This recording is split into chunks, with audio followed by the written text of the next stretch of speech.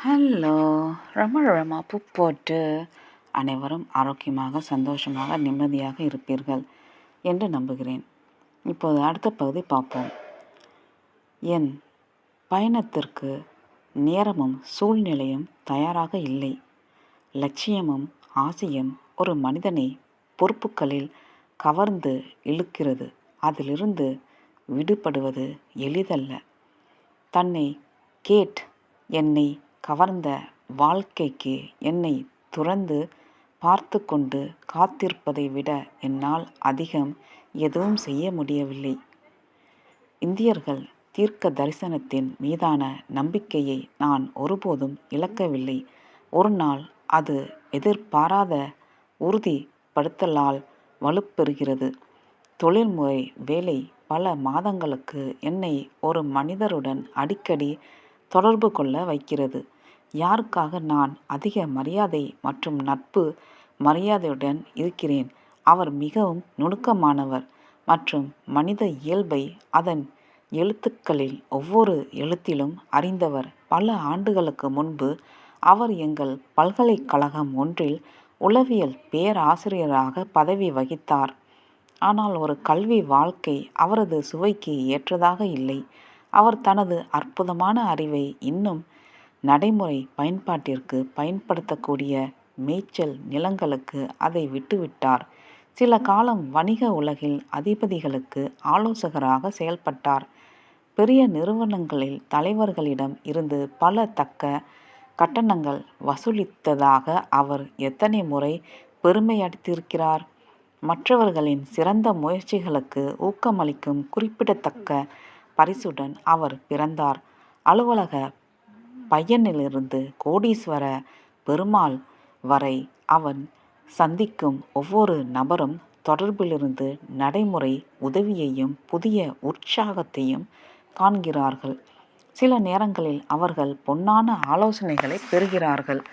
வணிக மற்றும் தனிப்பட்ட விஷயங்களில் அவரது தொலைநோக்கு மற்றும் நுண்ணறிவு பொதுவாக திடுக்கிடும் சரிபார்ப்பை பெறுவதால் அவர் எனக்கு அளிக்கும் எந்த ஒரு ஆலோசனையையும் கவனமாக கவனிப்பதை நான் வழக்கமாக்கி இருக்கிறேன்.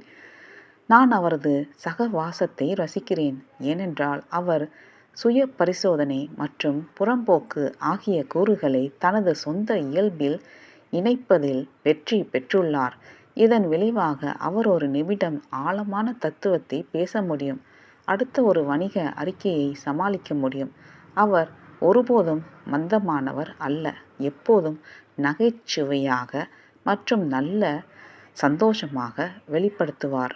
அவர் என்னை நெருங்கிய நட்பு வட்டாரத்தில் சேர்த்துக்கொள்கிறார். சில சமயங்களில் நாங்கள் ஒரு நேரத்தில் பல மணி நேரங்கள் கலந்த வேலையிலும் மகிழ்ச்சியிலும் செலவிடுகிறோம்.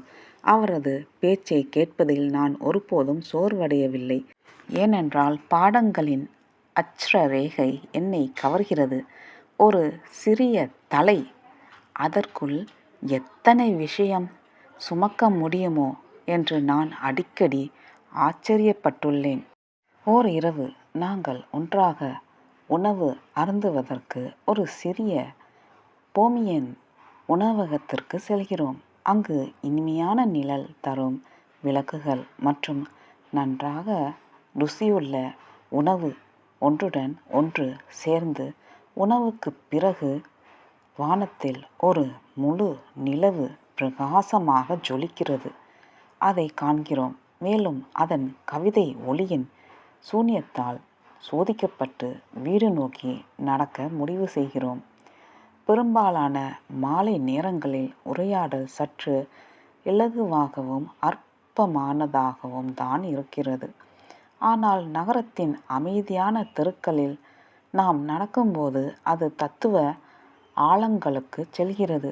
எங்கள் இரவு நேர பயணத்தின் முடிவில் எனது துணையின் வாடிக்கையாளர்களின் சிலர் பெயர்களில் ஒலியை கேட்டாலே பயப்படும் அளவுக்கு அருவருப்பான விஷயங்களை பற்றி விவாதிப்பதை காண்கிறோம். அவரது கதவுக்கு வெளியே அவர் திரும்பி ஒரு கையை பிரியாவிடை செய்கிறார், கை குலுக்குகிறார். அவர் என்னுடையதை பற்றி கொண்டபோது அவர் திடீரென்று கடுமையான தோணியில் என்னை பார்த்து மெதுவாக கூறுகிறார், நீங்கள் இந்த தொழிலில் நுழைந்திருக்கவே கூடாது. நீங்கள் உண்மையில் எழுத்தின் மை பூசும் தொழிலில் சிக்கி தவிக்கும் ஒரு தத்துவவாதி. நீங்கள் ஏன் பல்கலைக்கழக டான் ஆகி தனி ஆராய்ச்சியில் உங்கள் வாழ்க்கையை செலவிடவில்லை? உங்களுக்கு காலில் செருப்பு போட்டுக்கொண்டு உங்கள் மூளையை சுற்றி நடக்க விரும்புகிறீர்கள். மனதோட மூலதனத்தை அடைய விரும்புகிறீர்கள். ஒரு நாள் நீங்கள் இந்தியாவில் உள்ள யோகிகளையும், திபெத்தில் உள்ள லாமாக்களையும், ஜப்பானில் உள்ள ஜென் சாதுக்களையும் நீங்கள் சந்திக்க விரும்புகிறீர்கள். அப்போது இந்த அனுபவங்களை நிச்சயம் நீங்கள் எழுதுவீர்கள். இரவு வணக்கம், குட் நைட் என்று சொல்கிறார். இந்த யோகிகளை பற்றி நீங்கள் என்ன நினைக்கிறீர்கள் என்று கேட்கிறார். மற்றவர் தன் தலையை என் பக்கம் வளைத்து என் காதில் அவர் கிசுகிசுக்கிறார். என் நண்பரே, அவர்களுக்கு தெரியும். நான் மிகவும் குழப்பத்துடன் வெளியேறுகிறேன்.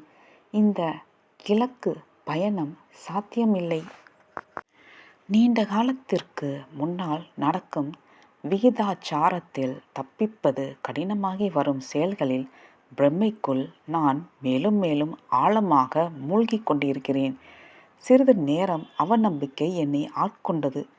தனிப்பட்ட பந்தங்கள் மற்றும் தனிப்பட்ட லட்சியங்களில் இந்த பிரமைக்குள் நான் சிறையில் இருக்க விதியால் நான் அழிந்துவிடவில்லையா? இன்னும் பார்க்காத எழுத்து பற்றிய எனது யூகம் தவறானது. விதி ஒவ்வொரு நாளும் தனது கட்டளைகளை வெளியிடுகிறது. அவற்றை படிக்கும் அளவுக்கு நாம் கல்வி அறிவு இல்லை என்றாலும் அறியாமலேயே நாம் கீழ்ப்படிந்து செல்கிறோம். 12 மாதம் கடக்கும் முன்னேயே நான் என்னை இங்கு காண்கிறேன். Alexandra dock, Bombay. அங்குதான் நான் இறங்குகிறேன்.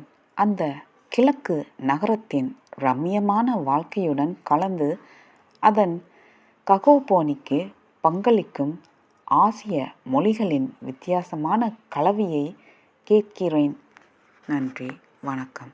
ரம புப்பொட்டு.